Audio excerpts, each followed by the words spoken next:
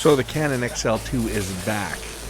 It has an intermittent problem when it's recording. Every so often it glitches. So we're going to test run this thing and see if we can find out why 1 out of every 5 or so shots is so bad.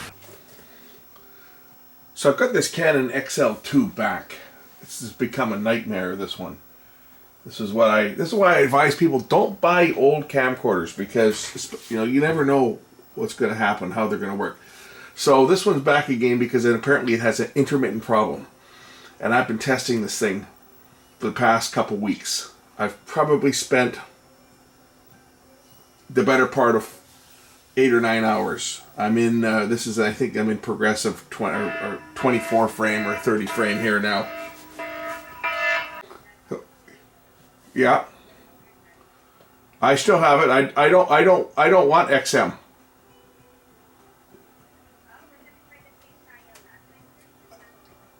I had a free trial when I got the car. I am not interested. I'm not interested in satellite radio service. I let my trial expired for a reason. I'm not going to change my mind. I'm not paying a monthly fee to listen to the radio in my car or on an app. I can get everything.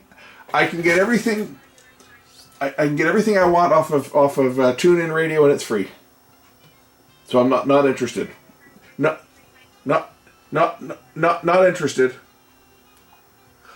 Jeez. They never end. That's XM Radio trying to get me to sign up for XM radio service.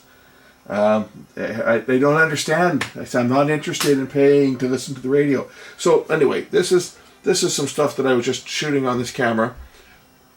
We'll see if it's going to fault. It seems to do it once in a blue moon. Okay, that was some stuff that he had recorded before. But when I recorded content, whoops, where's my rewind here? When I recorded stuff on here, I've been recording over and over and over again, and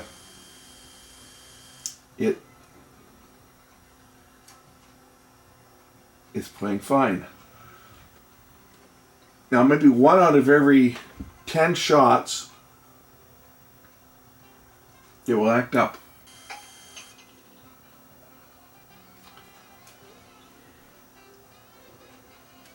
See? This is something that the owner of it recorded on it. But it seems to mess up once in a while. This is the problem with all these old tape-based transports, is that they're all getting old and they're starting to wear out, and I can put my tape in and it's going to play this one absolutely perfectly. Now this tape was recorded on my camera. This was recorded on my JVC GY DV500, which is a professional DV camera, so it's not a consumer. This is a full ENG camera, and it's head and shoulders above the consumer gear, although this one here probably needs to be serviced because it hasn't been used in years. So there's a good chance if I tried to use this camera today, it probably wouldn't work. That'll make an interesting video. We'll do a service on it sometime. But as you can see, it's playing this one absolutely perfect. It seems to be only a problem that crops up once in a while on record. If we look down in the tape transport here, it may be, everything looks like it's loading properly. But nothing looks like it's worn out, and everything's tight. This is the one that the alignment was out on though initially. It looks like maybe down at the very bottom of the mechanism down in here. I don't know if you can see it on camera or not, but it looks like there's a bit of a residue on there, and I'm curious as to whether that's causing the fault. The fact that this thing's so bloody intermittent, you can see there's like almost a white residue right down here. So I'm going to try cleaning that up. I don't know whether that's causing it. It's the transports on these mini DV cameras is so critical. It doesn't take much to cause problems. So I'm just going to get a Q-tip down there We'll try cleaning off those guide rails. It might be just some debris on there. It also could be the plastic parts down here could be worn. That's my concern. If we look down on the transport, then it might not be that easy to see on camera. If I can position the camera a bit better here. But this is metal, right? This part of the guide is metal, this track, but it goes into it looks like a plastic base. It's actually not plastic. I think it's a composite type material, but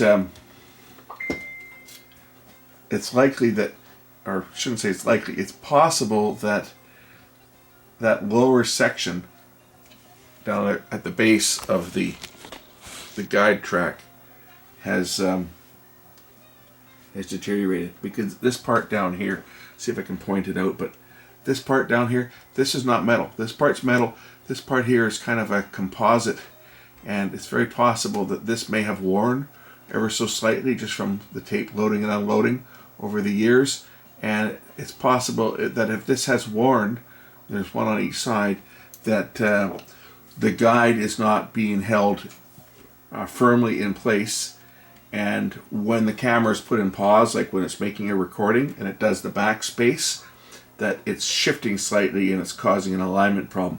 That's what I kind of think might be causing this intermittent failure. And I'm just going to try cleaning this up, because they are, you can see what looks like a residue. I don't know whether it's had, whether moisture has gotten in there or something. Again, the guy that owns this, he bought it used. And that's the risk you take when you buy used cameras, is that you don't know what shape it's in.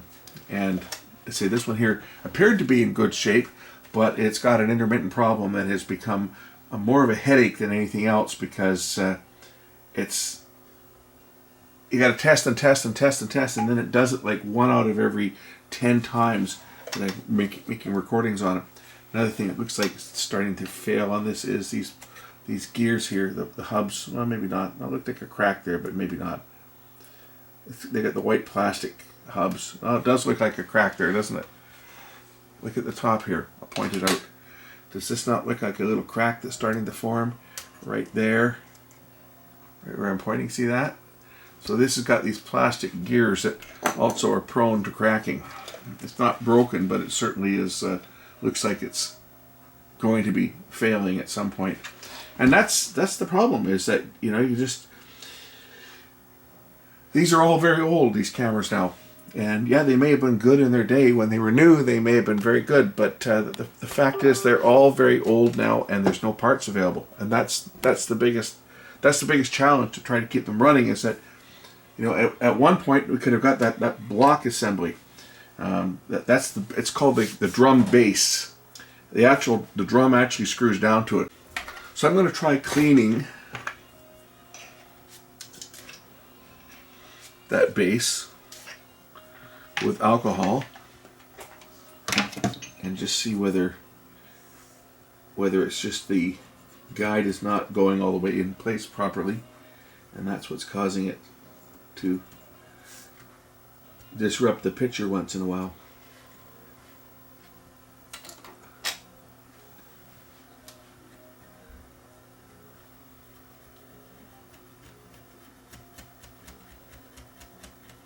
Well, I think I found the problem. The pinch roller. I think the pinch roller is loose on this one, and the little catch on here, just the little plastic clip, appears to be broken. I think that's the problem. The pinch roller is moving.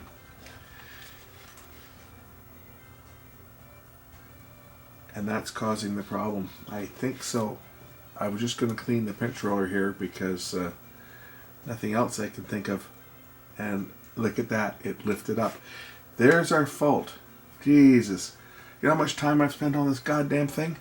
This is ridiculous. I've spent so many hours on this thing trying to figure out why the hell every so often intermittently it doesn't work. And here's our fault right here, I think. Here's our fault. The bloody plastic top, the little plastic clip that holds the pinch roller in place, has got a crack in it, and it's allowing the pinch roller to wander up and down and back and forth ever so slightly. When the camera is put in pause and it backspaces, it rolls it back. And this is what I think is happening is, I was looking for something to pull that little clip out with here, but I think that little clip is got a crack in it. I'm pretty sure if we take a close look at this, it's going to have a little crack in it. Let's see if we can get a close-up. That's exactly what it is. Look right there. Looks like a little line. Right where I'm touching it, it's got a crack. And it's loose. That is what I think is causing my problem on this camera.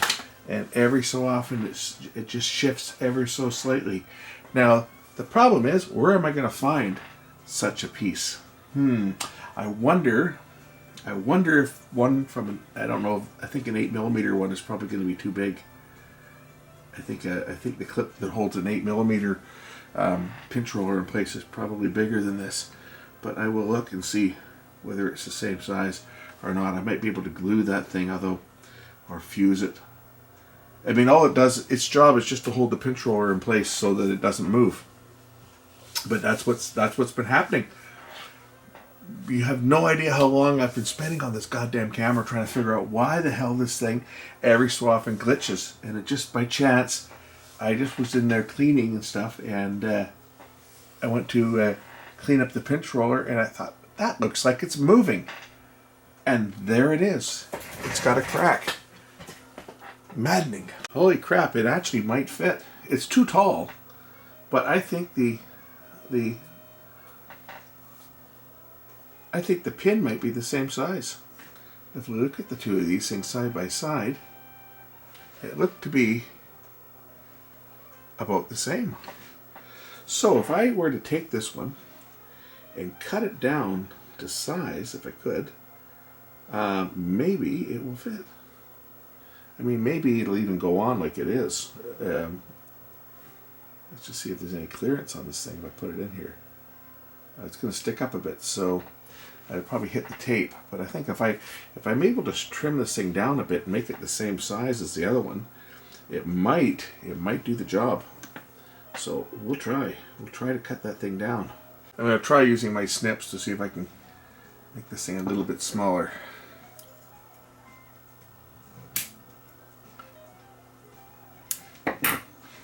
I have to try to get it about the same size as this other one. Getting very close. We'll try that. I'm just going to try putting the pinch roller on and see if I can put this thing in place. And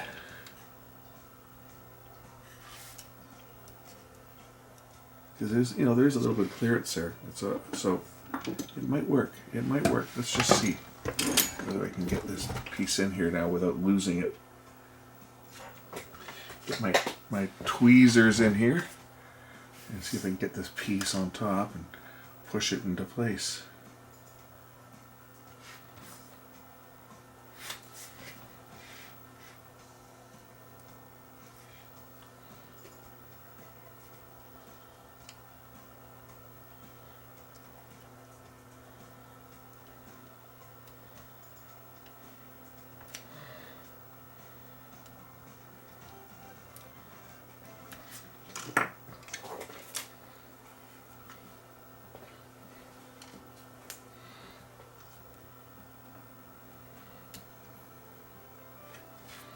I'm going to put something underneath there so it doesn't, so the mechanism doesn't flex while I push it in place.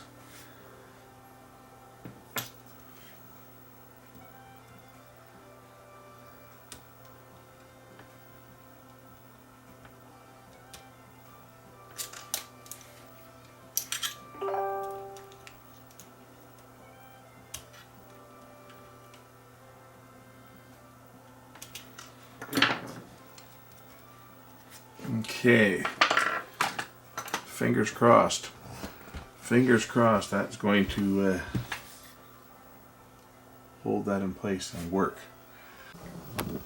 So I was playing my test tape perfect now. We'll do some more recording on it because that's where the problem was rearing its ugly head, was between shots. But as you can see, it's playing back perfect from my recording made on my camera.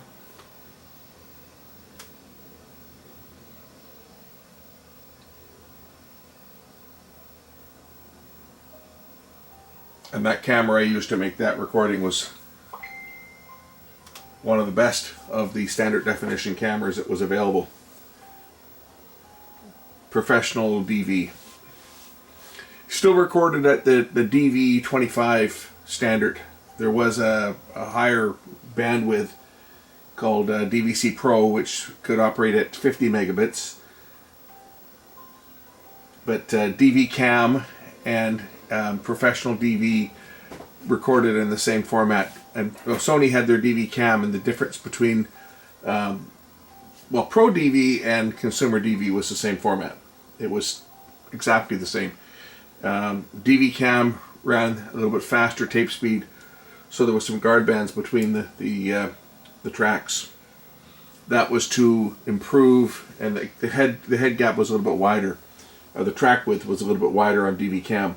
DV Cam decks could play back regular DV, but the reverse was not true, because the DV Cam decks ran at a faster speed. It was the same bit rate though, same bit rate exactly. So there was no difference in the terms of the picture quality. But 60-minute tape became, I think it was 42 minutes, because the tape ran at a faster speed, and that was to reduce dropouts. That was the reason for that. Was less chance of dropouts, better interchangeability between one machine and another, because the tracks were wider. That was Sony's DV Cam. But my Pro DV JVC, same quality, same picture quality. There was a DVC Pro, which was could operate at 50 megabits and even faster tape speed, but that was Panasonic's professional arm.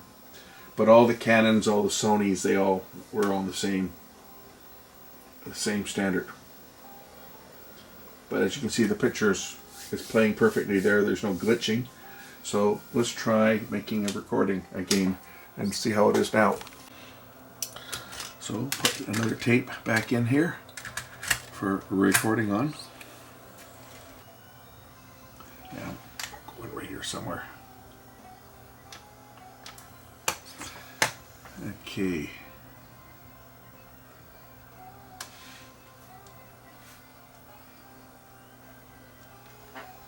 Start out with a little bit of color bar recording here, and I'll just record for a few minutes and start and stop multiple times while I'm just moving the camera around, and we'll see how it see whether it's going to act up, and I'll observe what's going on down here while I'm doing it, because that's where I first saw it, was when I was watching the tape.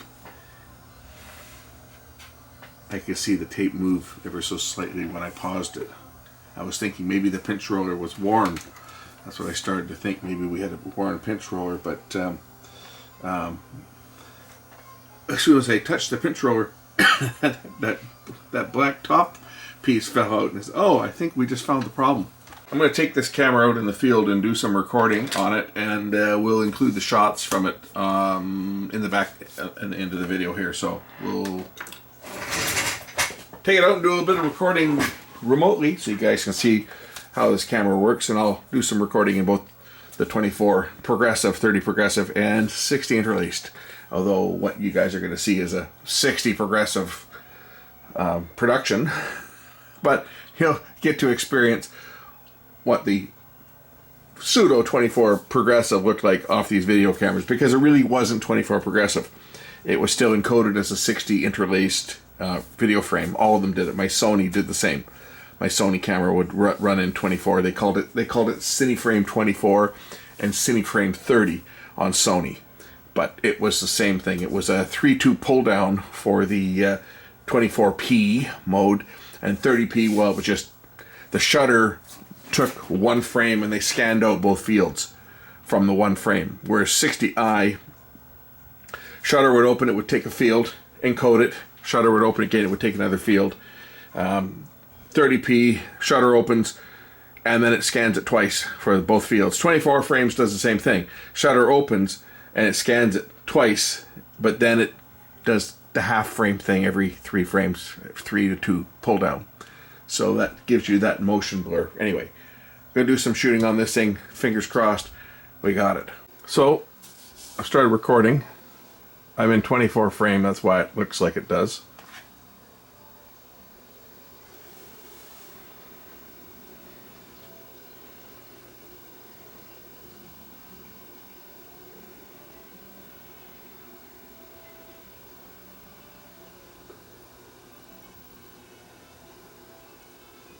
So much for the steady shot on this thing. Okay, steady shot is off right now. Even when I turn it on, it doesn't do much. Still hard to hold this thing steady. I think if I brought my Sony camera out with its 20 times lens as well, that'd be a whole lot more stable. Okay, Canon, eat your heart out. Handheld Sony. Yeah, that's good stabilization. Look at that.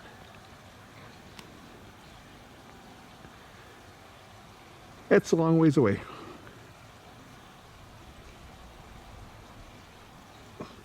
Any questions on stabilization?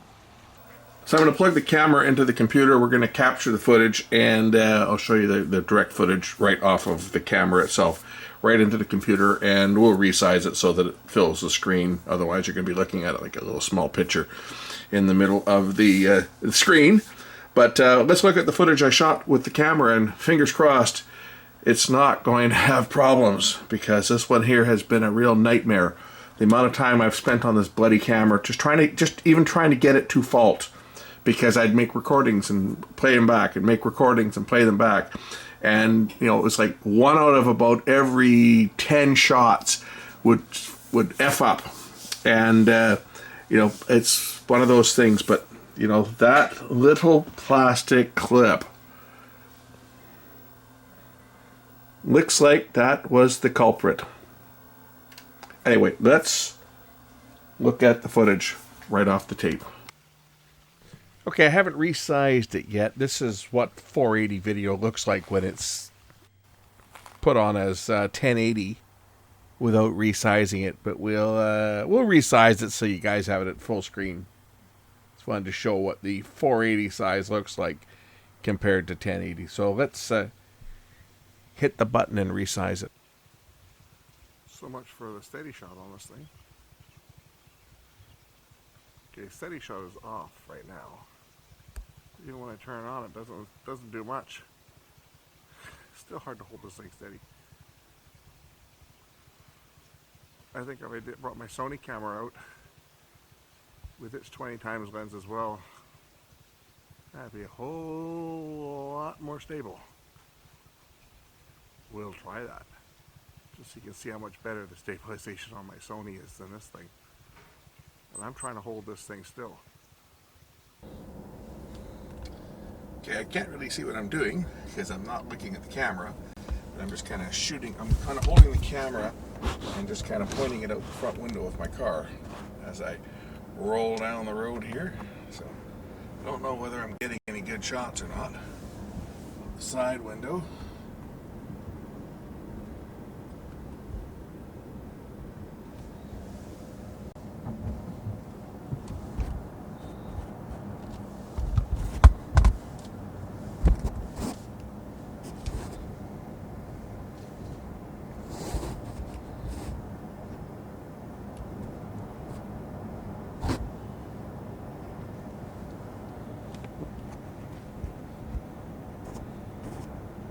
This is a heavy camera too.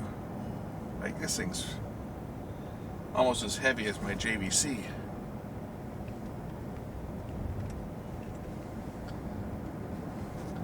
Got it kind of propped up, resting on my shoulder. My arm is resting on the armrest as I cruise down the road here filming away. I am shooting in 24 progressive. That contributes to the blurriness of the picture. Remember, none of these cameras actually recorded a progressive image. It was always interlaced. So it was shooting at progressive, converting it to interlaced, and then it's now being converted back to a progressive again because I'm rendering out at 60 frames progressive scan. But the tape is stored as an interlaced image. Around about here. This is the new subdivision here that's completely sold out before it's even built. All the millionaires buying their little homes out here, their little condos and their little duplexes and their little homes. These things are all really very pricey out here. This is the new access road. See, the construction's not even done yet. It's going to be all houses over here, all over to the side here. That's going to be all new houses down there when this is all done. But they're nowhere close to being done yet, and they're already sold out. Back around the roundabout.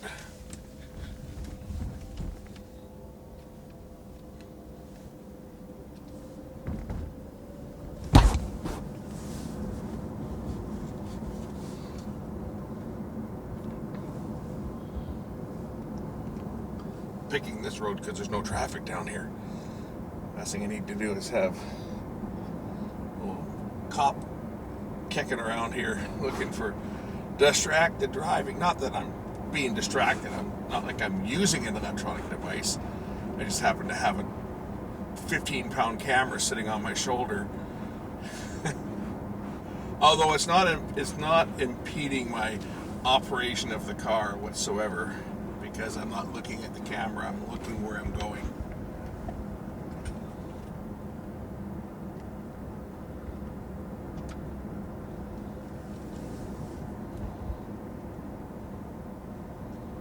But I'll certainly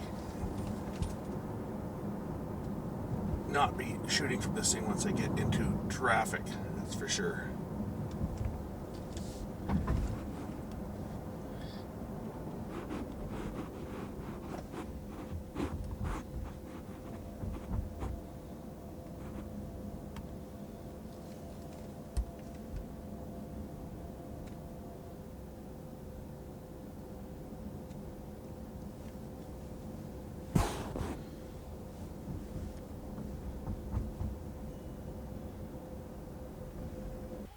So I've switched to 60i mode, just up here in the park. It's getting kind of dark, and it looks like the ND filter is on. I don't know how to turn it off on this thing. There's gotta be a button for that somewhere. Let's just see here, put my gain on auto. Maybe that'll brighten things up a bit. It's telling me to turn the ND filter off. If I know how to do that on this stupid camera. Shutter, what is this button? It doesn't do anything.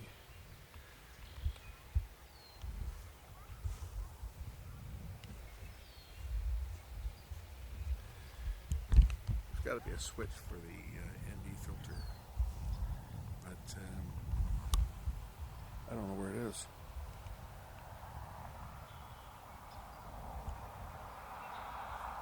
There's a lot. I don't know where the button is, but somewhere there's a button to turn off that, or a switch to turn off the ND filter. You would think it would be right on your fingertips, because that's a thing you turn on and off all the time, is your ND filter. And well, I don't know how to do it. Never had one of these. Never had a Canon camera like this. I've always had either Panasonic or JVC or Sony in my DV camera days, and had a Panasonic once and a Super VHS camera. Only had one. I think I found the button. Oh, that's on.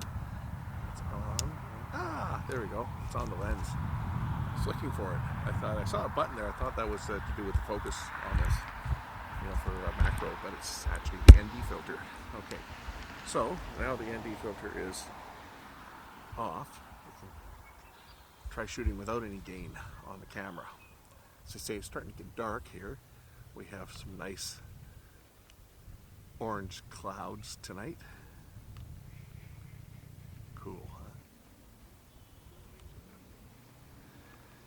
And it's got a nice lens, that's for sure. 20 times optical lens is nice. Although I think that the stabilization should be better because, you know, I mean I'm trying to hold the camera steady, but if I turn it off, where's the button for it? Okay, I'll turn off the stabilization. See if it makes any difference. So, stabilization is now off.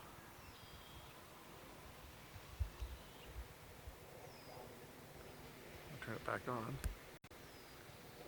So it does work, but it doesn't work as good as the Sony. My Sony has superior stabilization to this one. Now I am zoomed in really far. I'm on 20 times optical zoom. So, I mean, those people they're quite a ways away, as you can see. I'm on autofocus. Zoom into the house way up there on the other side of the park.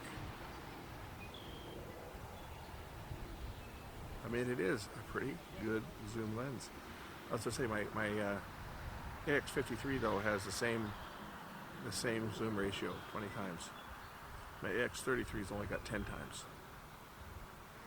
And of course, the AX53, that's the camera I use to do the videos with. I sometimes use the 33. If I'm using a second camera, for example, if I'm shooting the scope or something, I'll use the 33, or if I'm getting a shot from outside of the workshop, I'll use the 33. And I also have an FDR AX100, which has a 12 times, but a much bigger sensor. So it has really, really nice depth of field, very shallow depth of field with that one inch sensor. It can really do a good job. This being a 3 CCD camera, color should be very good on it.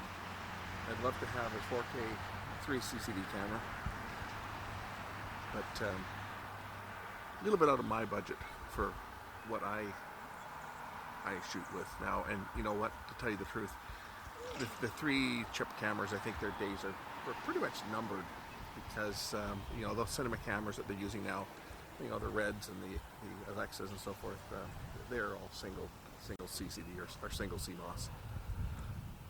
So I think the days of needing the third chip are numbered. Put the camera back in the 24 frame mode, 24p. So you get the stepping. Yeah, this really makes the camera shake like bad, doesn't it?